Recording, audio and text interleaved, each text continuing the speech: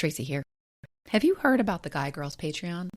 In November 2025, we rolled out all new tiers and benefits, including Zoom Hangouts with your favorite sister podcasters, bonus content, group chats, and discount on merch. You guys, we have merch! So head on over to the link in your show notes. We want to hang out with you. Until soon. But in the end, Daria says to Jane, it is not your fault that guy died. And Jane says to Daria, people don't think. And you do. And this death is forcing them to think. And what they're saying to you is, how do I deal with the fact that I'm thinking? How do you manage thinking all the time until I get back into my vegetable state? Have you ever had something you love dismissed because it's just pop culture? What others might deem stupid shit, you know matters. You know it's worth talking and thinking about. And so do we. So come overthink with us as we delve into our deep thoughts about stupid shit.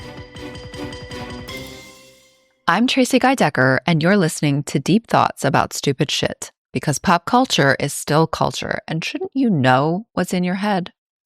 On today's episode, I'll be sharing my deep thoughts about the late 90s animated TV show Daria with my sister, Emily Guy Birkin, and with you. Let's dive in. Okay, I'm pretty sure you remember this show. I don't think we watched it together because I was a senior in college when it came out, which means you were a freshman in college. But I know you've seen it. So tell me, what is in your head about Daria? So I remember that it's a spinoff from Beavis and Butthead, which doesn't really compute. Like how Daria lives in the same universe as Beavis and Butthead. I just know that's a fact. And I remember the animation style. Mm-hmm. And there's one specific episode that I remember. Oh. And actually, it's just a detail of it, which is Daria is trying to write a short story, like a fiction story, and she's having trouble. And so the teacher, who is like clearly a space cadet, says, sometimes having boundaries lets your creativity fly free, or something like that. And so said, why don't you include a card game in the story? And so she ends up writing the story, and the card game is so not at all important to it, just to meet that. And for some reason, that stuck in my head. Huh. And in my head, Janeane Garofalo is the voice of Daria, but I think even then I knew it wasn't, but I just wanted it to be. Same energy, not Janeane Garofalo though. But that kind of flat affect. Yeah. The woman who voiced Daria is named Tracie Grandstaff. She spells Tracie wrong. Actually, I spell Tracie wrong, but she doesn't spell it like I do. But yeah, Tracie Grandstaff was Daria's voice.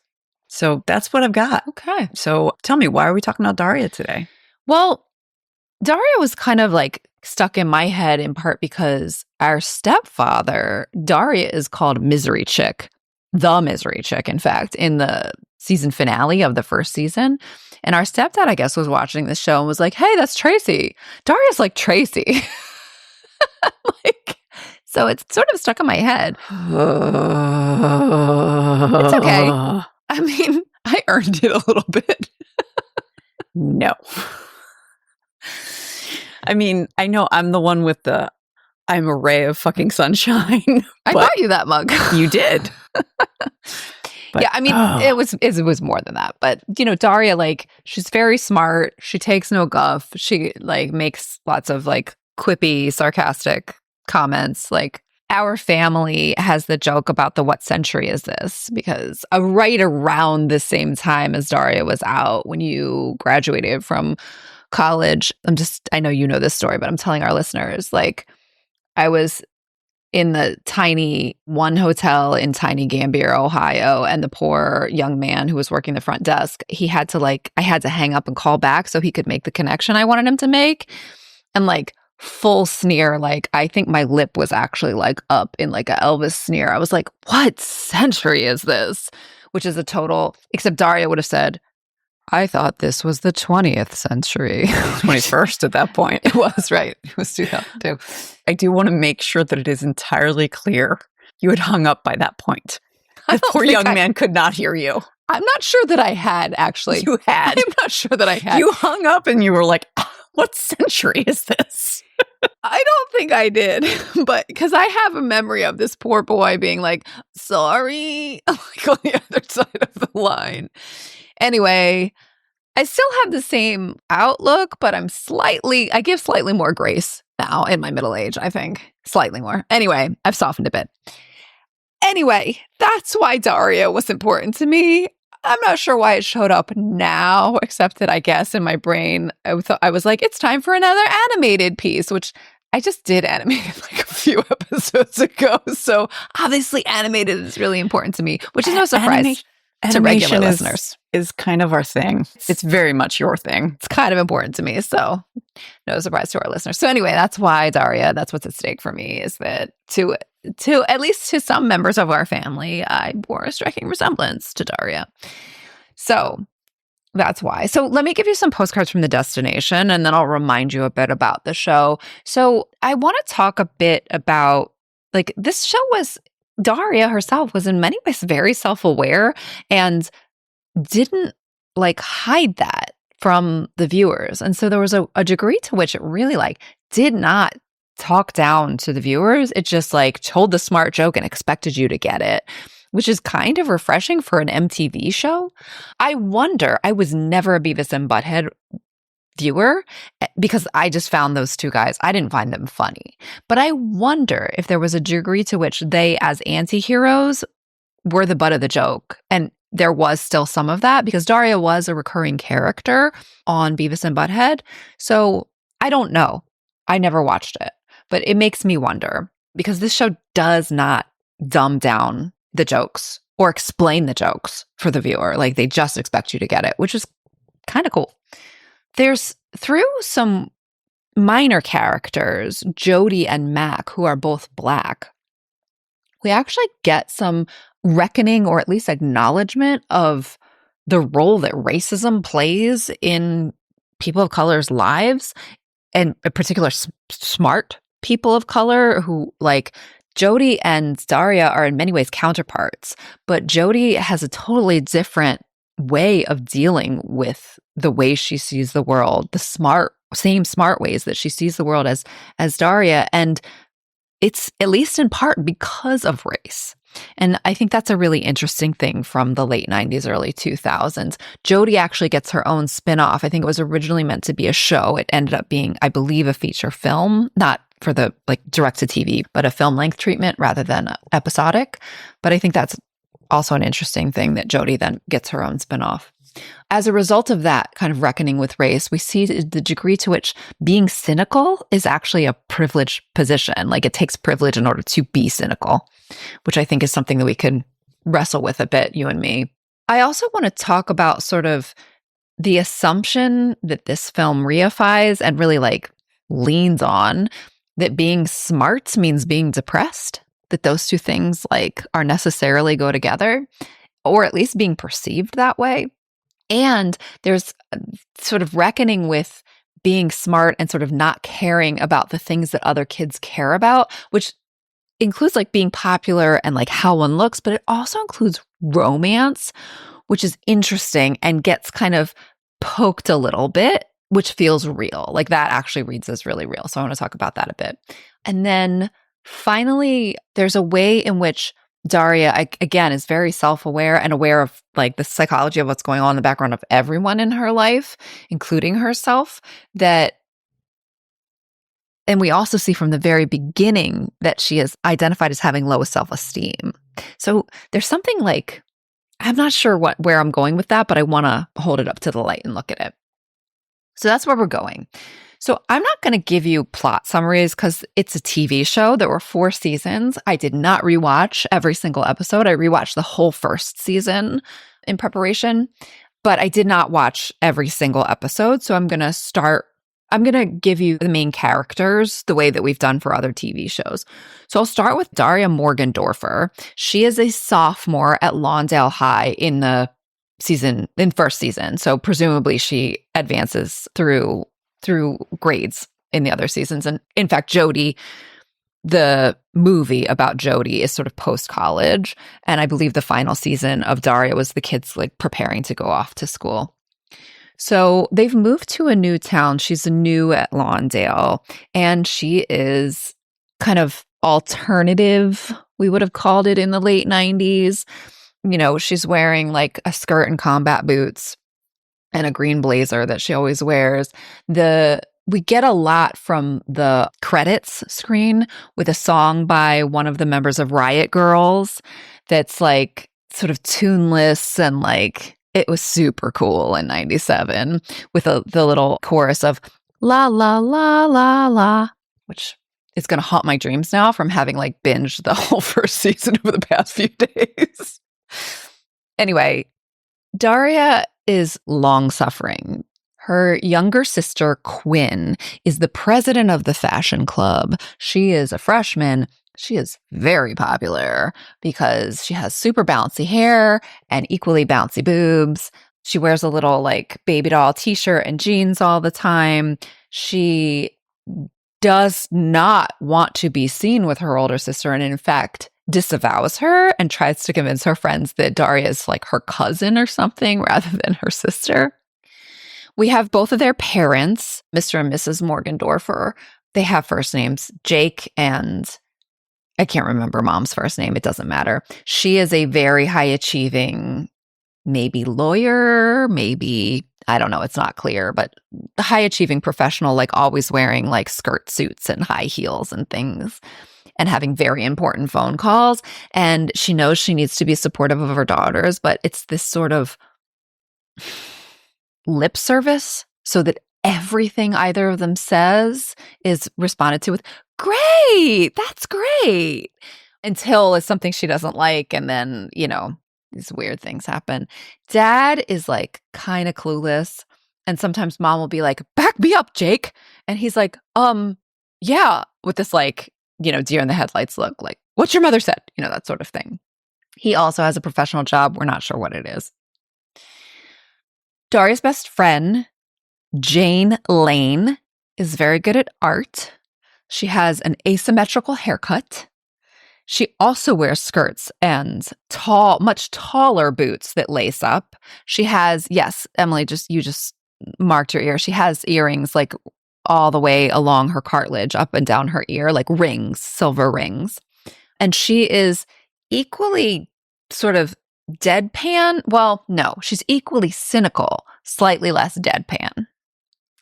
And they become friends immediately in the low self-esteem class, which I'll get to. There's also Kevin and Brittany, who are the quarterback and a cheerleader, respectively. They are a couple. There's Jody and Mac, who I mentioned briefly. They're like the only two Black people apparently in all of Lawndale. They also apparently are a couple. Kevin, the quarterback, regularly calls Mac Daddy. Every single time Mac goes, don't call me that. Every time. He responds to the question and then says, and don't call me that.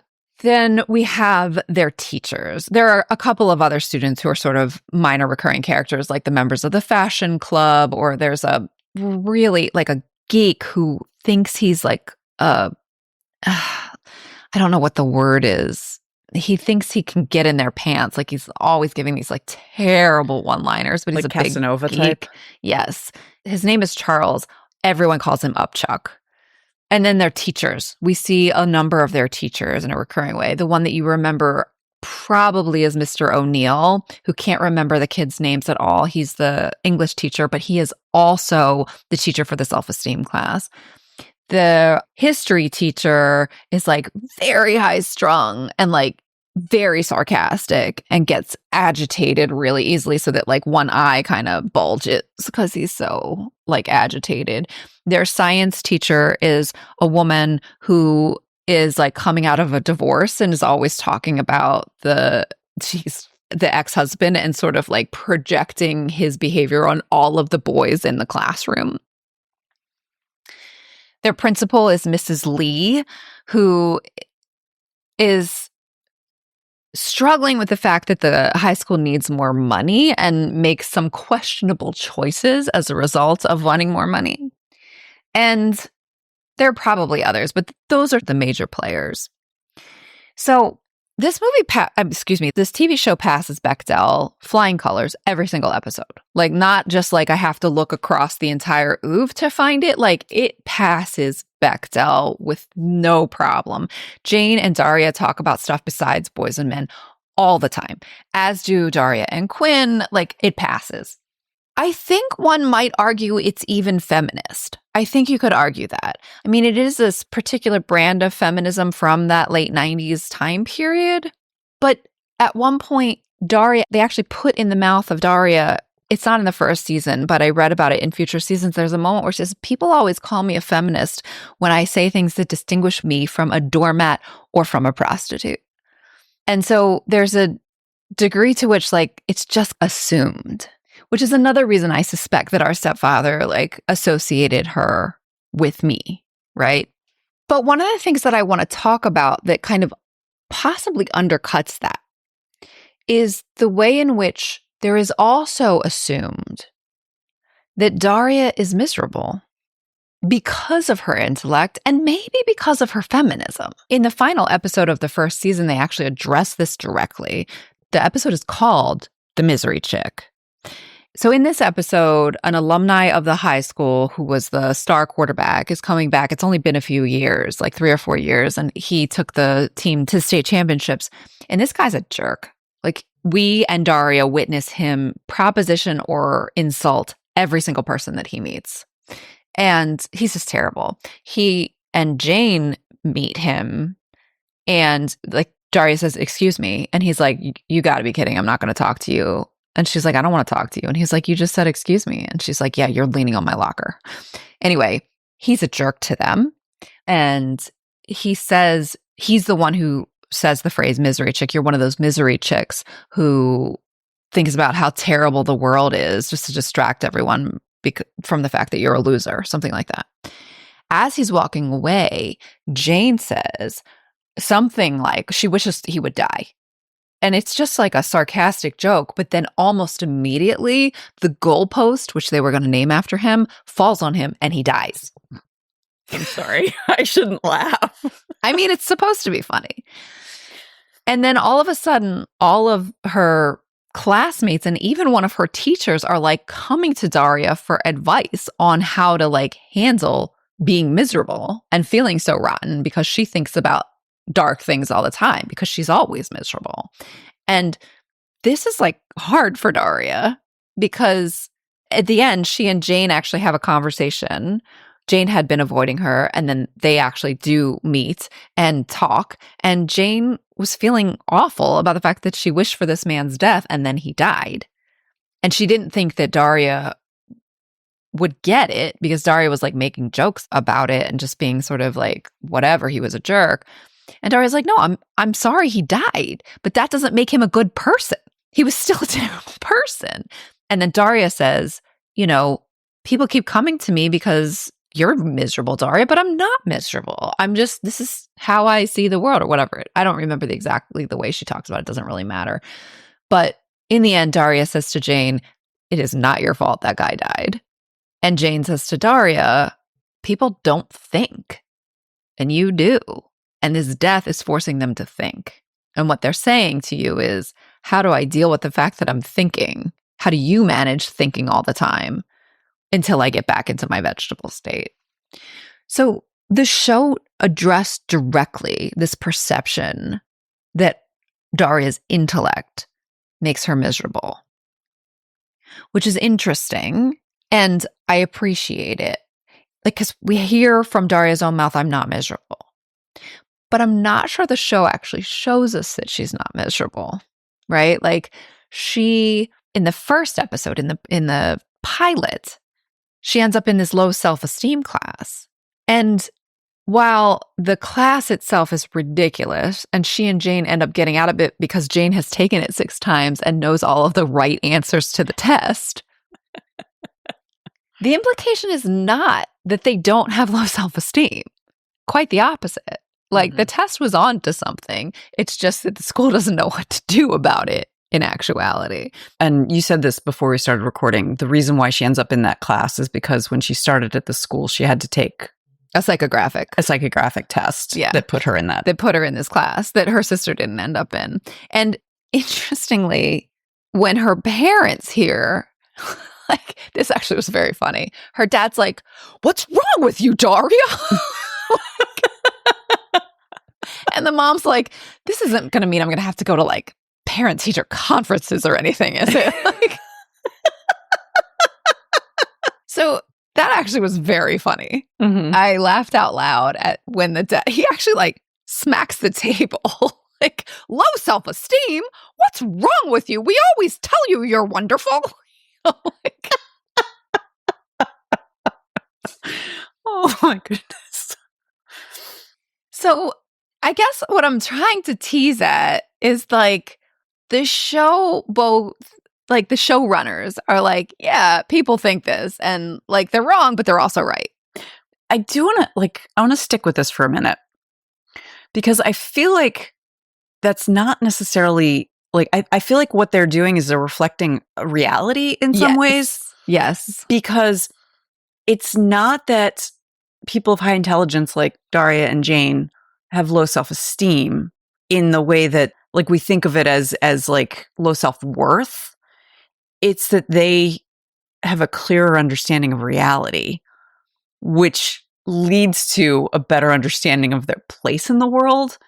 And so do you recall there's the moment in the greater Hitchhiker's Guide to the Galaxy like trilogy that became a 5-book series. Increasingly poorly named. Yes. And I don't remember which book it's in, but there's a point where they put Zaphod Beeblebrox into a machine that shows you just how unimportant you are. Yeah, it shows you your place in the universe, but his has been like, and he was placed, they created an alternate universe for him. Right.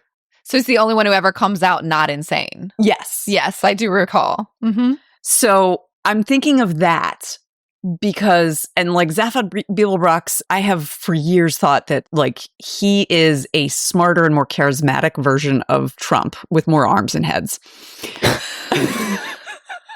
But he went into it supremely confident and came out of it feeling like, I'm the most important person in the entire universe. Because that's what the box told him. Uh-huh.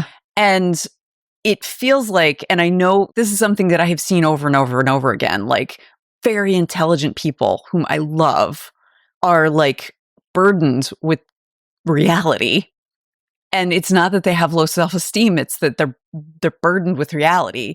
And then like dipshits have like egos the size of Mount Rushmore because they're not smart enough to recognize how little they are. Yeah, I think that may be right. I mean, at one point, Daria says, this is in a later season, I watched it in a clip. Daria says to Jody, actually, because Jody's like, "You're so negative all the time and it doesn't serve you."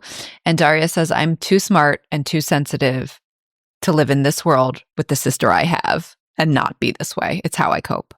So I think you're exactly right. There's another scene where she goes to a therapist and she basically says exactly what's wrong with each of her family members, including herself.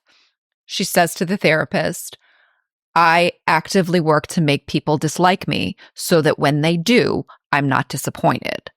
So yes, I think you are probably right. Like we see her over and over again, like not like a situation and figure out a way to like manipulate that situation herself out of it or to change things somehow.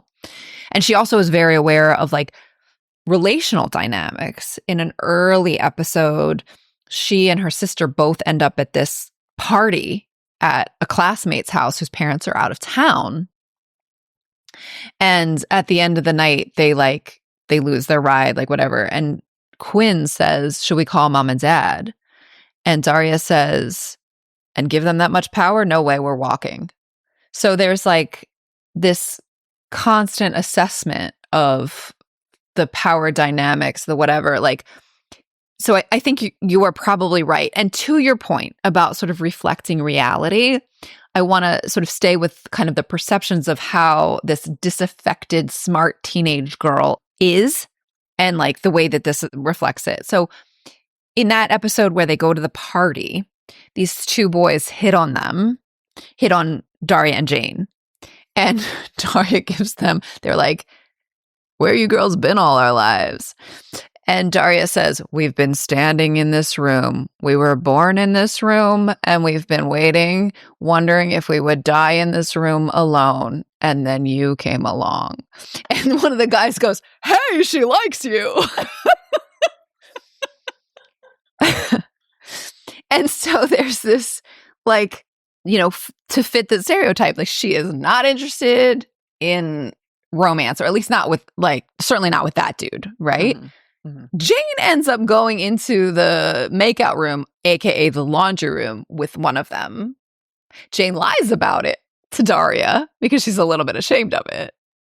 So it's like, I watched that when I was like, I wonder if Daria is meant to be like asexual. We mostly weren't using that term in the broadest cultural sense back in the late 90s, but certainly asexuality existed, or if she just has high standards, or like Jane certainly isn't, because she's like, I mean, he's dumb, but he's cute. And so she like goes into the laundry room with him.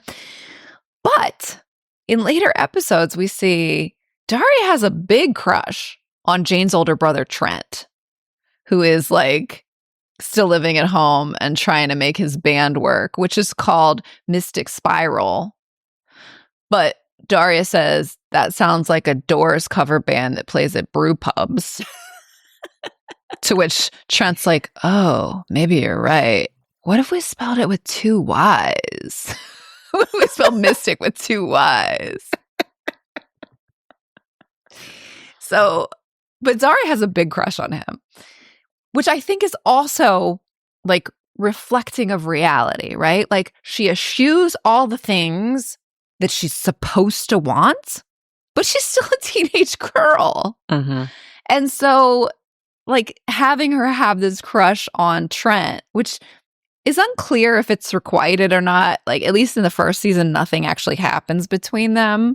But, like, there are moments where, like, so in an episode, they end up going to Alternapalooza together, Jane and Daria and Trent's bandmate, Jesse.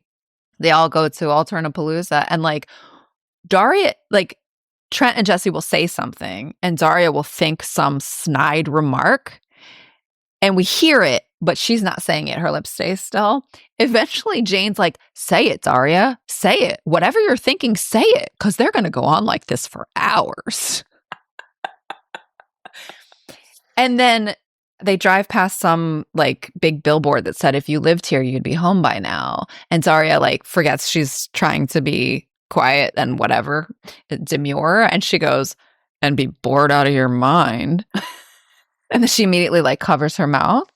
But the two guys think it's funny. So, like, watching Daria kind of do those things that are like normal teenage girl things, and like have it like the way she's thinking about herself. And I find that, to your point about being like a reflection of reality, like, I actually really appreciated that. Like, I think that probably, I mean, I was a little bit older when this, you know, like I said, I was a senior in college when this first came out. So, but like, if I had been 15 when I first watched Daria, I think I would have been like really validated. Sure.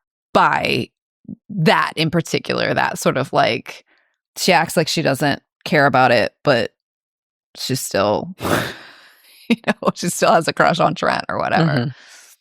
So that was something that, like, just the way you said, like, reflection of reality with the intellect and the weight of the world just reminded me of that. So staying on that, actually, and the weight of the world, let's talk about Jody, the Black counterpart, and sort of what she says to Daria and kind of where that lands. There's an episode, I think the same one, where Daria says, I'm too smart and too sensitive for this world and a sister like mine. In that same scene, Daria is sort of giving Jody a hard time about being like seeing the world as it is and still being like accommodating in some way. Jody says to her, something like, you don't know what it's like, right? Like, you don't know what it's like for me. Like, at home, I can just be Jody and I can say what I think and I can just be me. But at Lawndale, I have to be the queen of the Negroes and I have to be a role model for all of the other Black students at Lawndale High. Oops, where did they all go? And so there's this very self-aware moment where effectively Jody says, you know, it's a privilege that you can be cynical. You can actually out loud be cynical the way that you are. Mm-hmm. Jody says to her, sometimes I wish I could be more like you, but I can't. Daria says, sometimes I wish I could be more like you. And Jody makes a satisfied face. And Daria says, I didn't say all the time. So the idea of cynicism as privilege is something I've been thinking about a lot, especially politically over the past 10 years. Just, you know, so often we'll have people say, like, both parties are exactly the same. I'm sitting it out. And that kind of cynicism only comes from people who are pretty darn sure they're not going to be rounded up because of the color of their skin. Mm-hmm. Are pretty sure that they're not going to lose, you know, affirming healthcare because of their gender identity. Mm-hmm. I went to the Women's March in Madison in 2017. And as we were leaving, we ran into this guy, give you 3 guesses as to what race he was, who, as we're leaving, said, you know, Obama used drone strikes, blah, blah, blah, blah, blah, blah, blah, to us as we're leaving the Women's March in January 2017. And it was just like, what do you think you're doing right now, dude? Like, you weren't here marching with us. Like, if you were marching with us and also said that, like, I'd give you a teensy bit more grace. You're just sitting on a bench yelling at women who are worried about what's going to be coming. And that kind of cynicism reminds me of when I was in high school and I had to do a group project and I did all the writing for something. For the first, like, third of it, one of my group mates came in and just sat with a red pen on the thing that I had written. Mm-hmm. And it was just like, you're not helping in any way. Mm-hmm. And it's you're so privileged to be able to sit there and say, point out this is wrong and this is wrong and that's wrong and that's wrong. Okay, what solutions do you have? Mm-hmm, mm-hmm. Like, you have the privilege of cynicism because nothing bad is going to happen to you. So that message comes across from Jody to Daria on multiple occasions, not just the one I just named, where she says, sometimes I wish I could be more like you. In the episode with the football player who dies, Jody's on the student council. And so she's giving a speech. They're renaming a new goalpost after this dude before he dies. And she comes over and she says, Daria, I'm having a hard time with my speech. Can I read it to you? And she's like, she starts out and she's like, welcome, fellow students and faculty and honored alumni. Do you have any ideas? Nothing. She's written nothing except for the welcome. And Daria offers something that is so sarcastic, right? And Jody says to her, I have to do this. I'm on student council and it's an important job with a lot of responsibilities. And now I just feel bad about it. So she's like, not only did Daria not help her, she also made her feel bad about the fact mm-hmm. that she has to do it. And she sort of calls it out. Mm-hmm. And poor Mac then comes up and says, hey. Jody's like, stop talking to me, or shut up. It's like, she takes it out on poor Mac. Don't call him Mac Daddy. Anyway, so I think you're that feeling that you're naming, this show exhibits through mm-hmm. the person of Jody at Daria. I mean, and Daria is our hero. We completely sympathize with her, but the show shows us that it's not all quippy quips and light. It's mm-hmm. also, it has this effect specifically on Jody. So I think that's I was surprised, pleasantly mm-hmm. surprised by that level of nuance. I appreciate it also in that it's late. I mean, I think this is more of a millennial show than a Gen X show. Yeah. But part of what Gen Xers like about themselves is that we are unsurprised and disaffected. Mm-hmm. And I kind of get that. I kind of get the, like, you know, you can't surprise us. Like, we've been through it all. We can do. And like, we're so worldly. Like that as, yeah, we're so worldly. And we were like that as like teenagers and young adults. And we are like that as 40s and 50 somethings. And there's like, don't trust the man, don't trust, like, you know, major institutions, all of that. But there's this negative side to this, which is that, like, well, then you never trust anyone and nothing is ever serious and you can never be sincere about anything. Sincerity is like poison. Mm-hmm. It's like social suicide to be sincere. And that is a very negative thing. Mm-hmm. And so while now I know it's Mike Judge, I'm sure, who is Gen X. I mean, it's a spinoff of his show, but he does not appear to have been involved. I actually looked for his name in the credits. He does not appear to have been involved in the actual day-to-day work. It has a different look than like King of the Hill and Beavis and Butthead. So I'm not sure how involved he was from the beginning. I actually suspect, maybe this is the Gen X cynic in me, that MTV was like, we need more female viewers. Let's spin off a TV show about one of the female characters from Beavis and Butthead. And that's how it came to be. Well, even so, because of when it came out, it would have been Gen X, presumably. Making it. Agreed. And so good on them for being self-aware enough to be able to embody what we like best about ourselves in Daria, while also holding her accountable for it. I mean, to a certain extent. Yeah. Yeah, agreed. There was something I thought of while you were talking that I wanted to name. Oh, yes. So to your point about sort of Gen X and like the sincerity and all, there's also a degree to which we were raised up on kind of ideological purity and sort of like black and white thinking, like the whole, like what we talked about in Reality Bites, don't be a sellout. In fact, one of the characters, Jesse, Trent's bandmate, says, this guy's no sellout. And Jane says, well, that would require someone to want to buy what you're selling. And that's one way to stay pure. And Jane looks at Daria and it's like, well, somebody had to say it.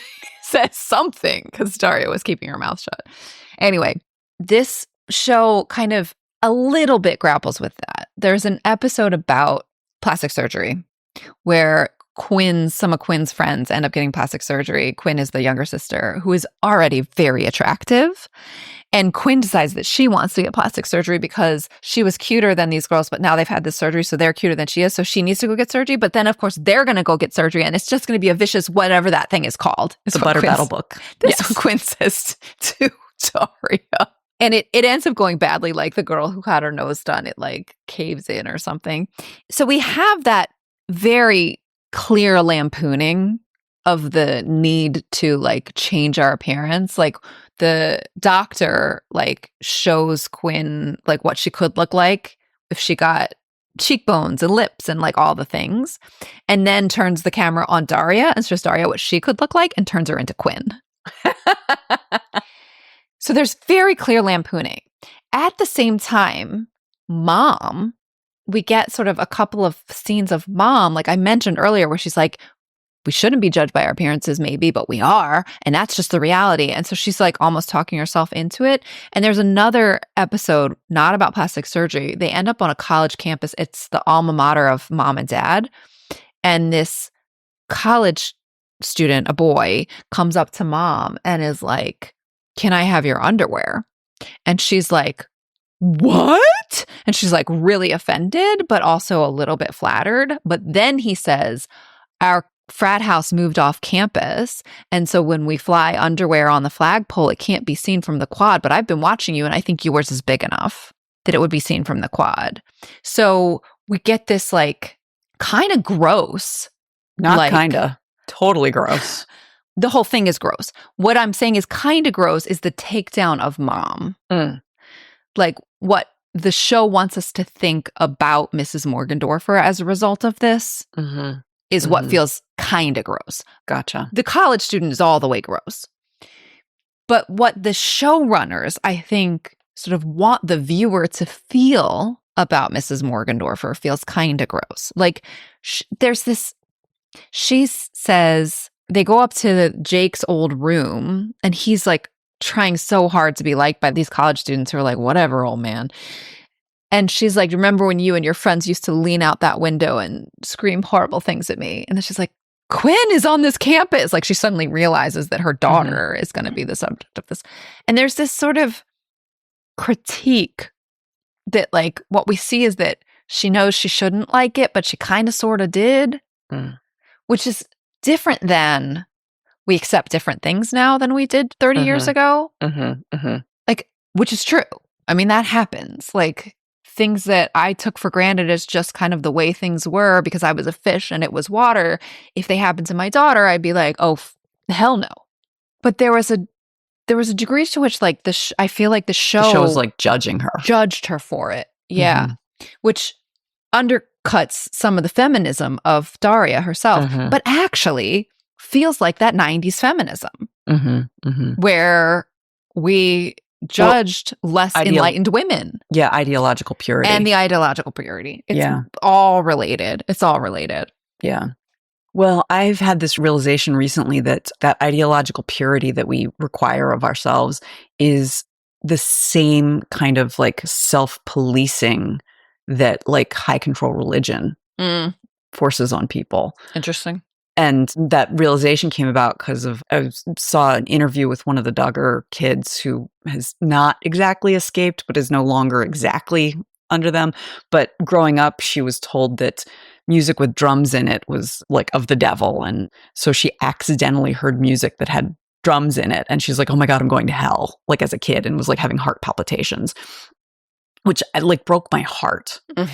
And she was talking about this, and that's why she's no longer with that specific branch of the church. And it occurred to me that like when I am like, I have to get something and it's the convenience, there's nothing as convenient as Amazon. And I feel like, oh God, I'm not a good liberal. I'm not a good leftist. And I realize like I'm having the same heart palpitations where it's like, yeah, I don't want my money to go to Bezos, but I'm one person. And like, I'm not going to hell. Now, and this is obviously different because like she didn't choose to listen to that music or anything like that. So it came upon her.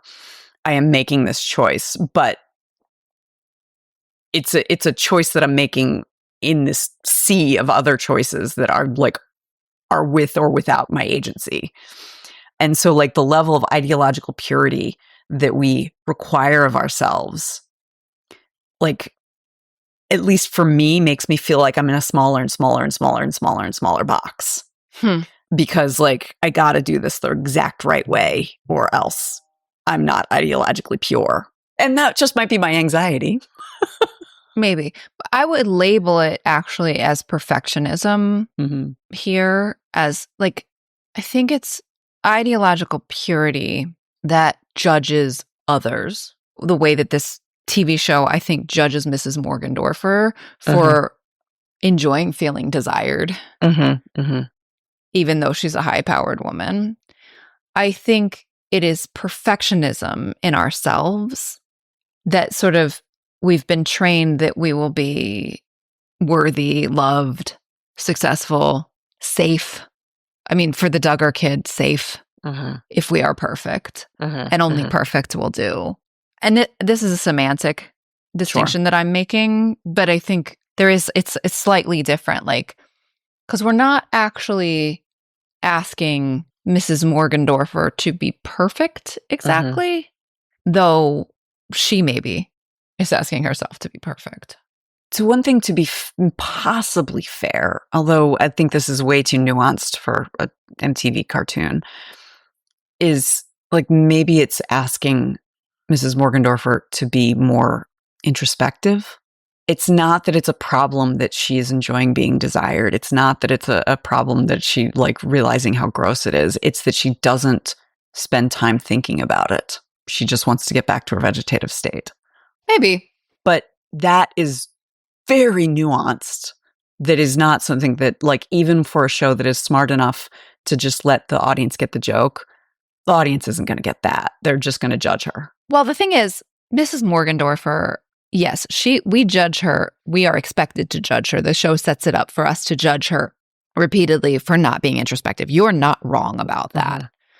You know, even in the way that, like, when she hears that her oldest has low self-esteem, her first reaction is, this doesn't mean I'm going to need to have any parent-teacher conferences, does it? Mhm.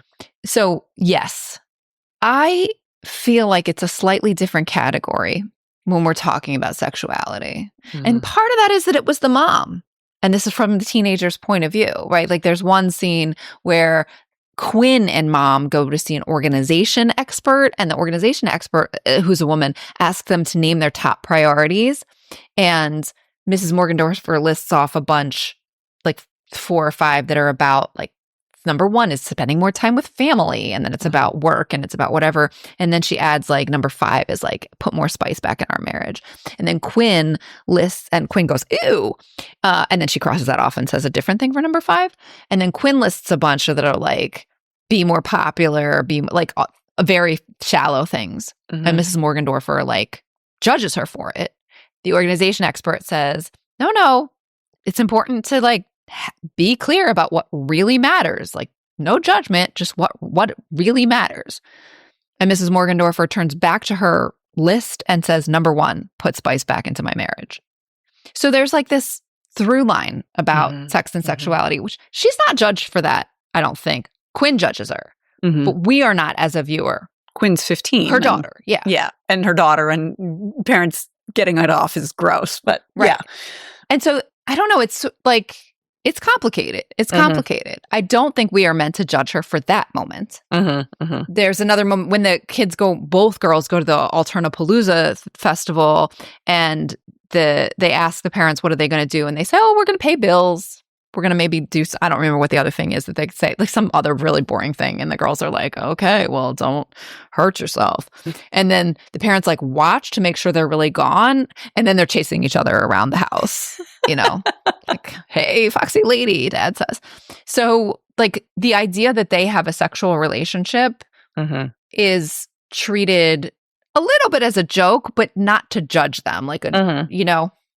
But the thing about, like, her and her, like, wanting to still feel desirable to this college student because she's in her alma mater, that gets messier. I'm not sure where I'm going with this, except that, like, the things that we've already talked about. But I do think that, like, as a society, like, women's sexuality, especially midlife women, is, like, a thing that we still are kind of backward about. Like, it's not a thing that we feel comfortable thinking and talking about. So, and this show has a give and take. It gives with one hand, but it takes with another on that score in particular. Yeah. Not that I think that, like, she was right to sort of want this, but also, like, she was human. I guess that's where I'm getting at. And I don't think we got that from the showrunners about her at that moment. Yeah.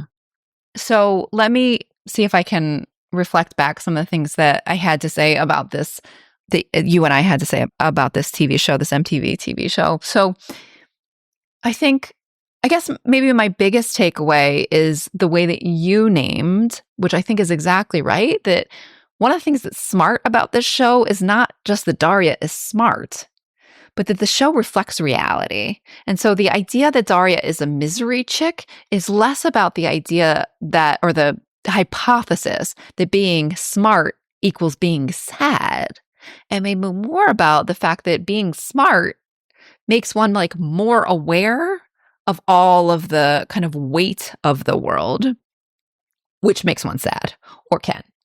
And so I think that idea of this show as a reflection of things in some degree as they are is actually its strength.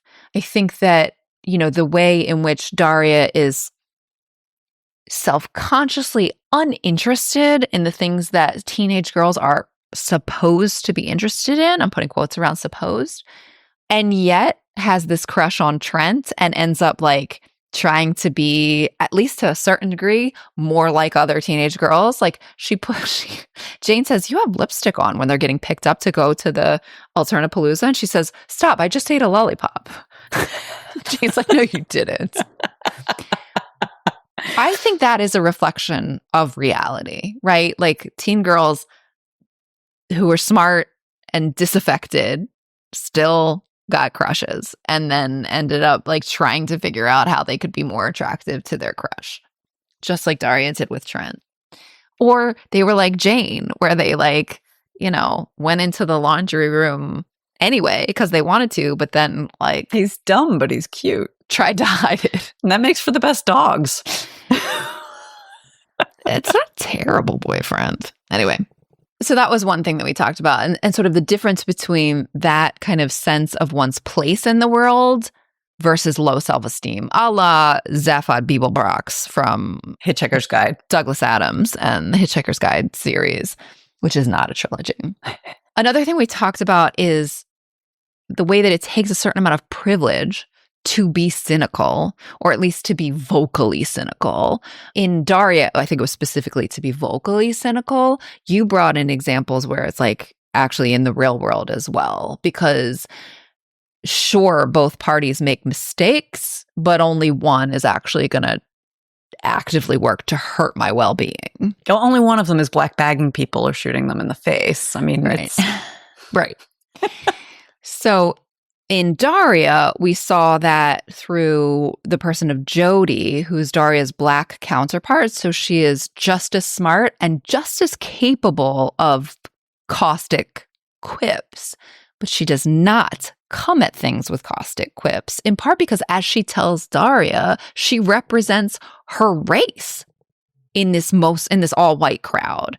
And that's a weight of responsibility that requires her to not be sort of caustic quips. So that's a refreshingly sort of thoughtful take from this late 90s, early 2000s. She still was a minor character, so I don't want to like overstate the case.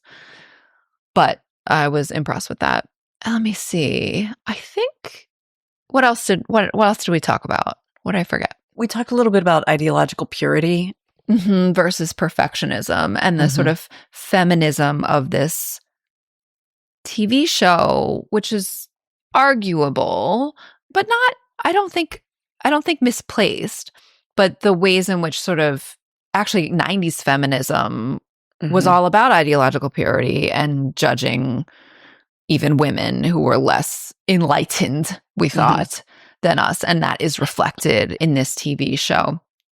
In some of the, sort of in the ways that Mrs. Morgendorffer is treated, about, like, especially in the one episode that I named, but also just in general, kind of the way that, like, some of the more stereotypical teenage characters are treated, notably the cheerleader.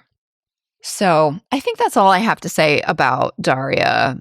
Tell me, what are you bringing me next week? Next week, I am bringing you my deep thoughts on Say Anything. I'm apparently on a John Cusack tear right now. So I don't think I've seen that. So I'll look forward to hearing your thoughts. I didn't see it till college. So yeah, it's going to be interesting. Cool. See you then. See you then. This show is a labor of love, but that doesn't make it free to produce. If you enjoy it even half as much as we do, please consider helping to keep us overthinking. You can support us at our Patreon. There's a link in the show notes. Or leave a positive review so others can find us. And of course, share the show with your people. Thanks for listening. Our theme music is Professor Umlaut by Kevin MacLeod from Incompetech.com. Find full music credits in the show notes. Thank you to Resonate Recordings for editing today's episode. Until next time, remember, pop culture is still culture. And shouldn't you know what's in your head?